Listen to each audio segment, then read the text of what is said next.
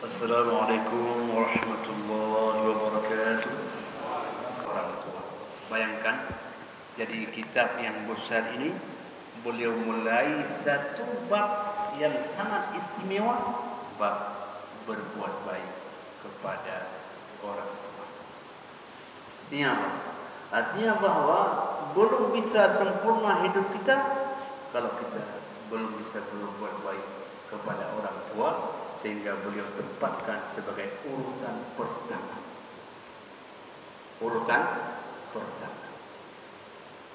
Maka jemaah dirahmati Allah, berbahagialah bagi teman-teman kita yang masih ada orang tua, dan sengsaralah orang yang bila masih ada orang tuanya belum bisa mengantarkan dia ke dalam surga. Dan bagi kita yang orang tua sudah meninggal dunia, maka jangan lupa kita, bakti kita adalah berdoa kepada mereka berdua. Insyaallah. Jemaah rahmat Allah Subhanahu wa taala.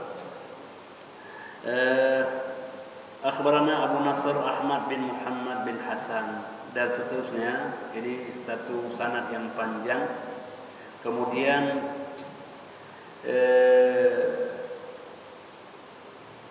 dari haddatsna Syu'bah qala Al-Walid bin Al-Aizad akhbarani qala sami'tu Aba Umar Asy-Syaibani. Kata beliau, saya mendengar Abu Umar Asy-Syaibani yaqulu, beliau mengatakan, haddatsana sahib hadha dar wa awmaha biyadihi ila dar Abdullah. Jadi kata beliau, saya mendengar dari orang yang pemilik rumah ini, maksudnya dari Abdullah. Qala, beliau mengatakan, sa'altu an-nabiy sallallahu alaihi wasallam, saya bertanya kepada baginda sallallahu alaihi wasallam, ayyul amali ahabbu ila Allah azza wa jalla. Wahai Rasulullah, apa amal yang paling dicintai oleh Allah azza wa jalla? Qal, Nabi menjawab, as-salatu ala waqtiha.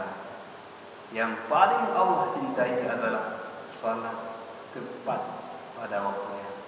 Jadi Pak Imam telah sebutkan, salat tepat pada waktunya.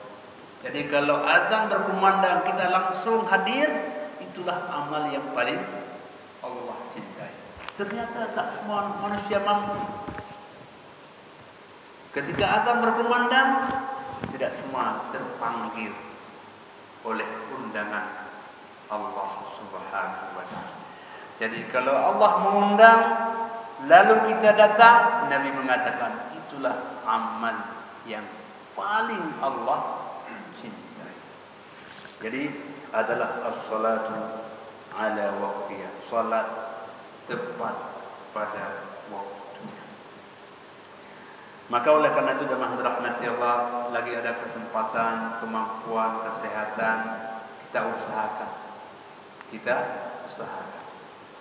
Saat azan berkumandang, ikhtiar kita, bismillah, ya Allah, saya memenuhi undangan. Jadi ada dua makna menjawab azan. Pertama, menjawab apa yang diucapkan oleh muazzin. Allahu Akbar, Allahu Akbar, kita jawab.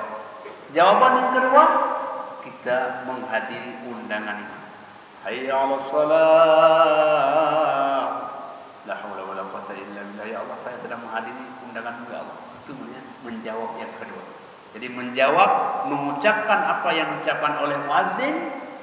Jawaban kedua, kita melangkahkan kaki kemana undangan itu Allah panggilkan. Yang kedua, jangan dirahmati Allah, summa ayyu. Qultu summa ayyu. Lalu Abdullah bertanya, ya Rasul, setelah itu amal apa lagi yang dicintai oleh Allah Subhanahu wa taala? Nabi mengatakan, summa birrul walidain. Berbuat baik kepada dua orang tua. Maka oleh karena itu jemaah dirahmati Allah, di depan orang tua kita adalah orang yang paling bodoh.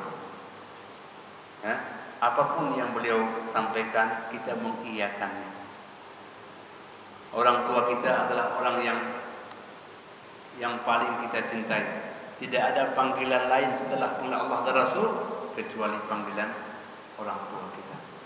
Maka dengan rahmat Allah Subhanahu wa taala Allah mengatakan, Rasul mengatakan summa birrul walidain.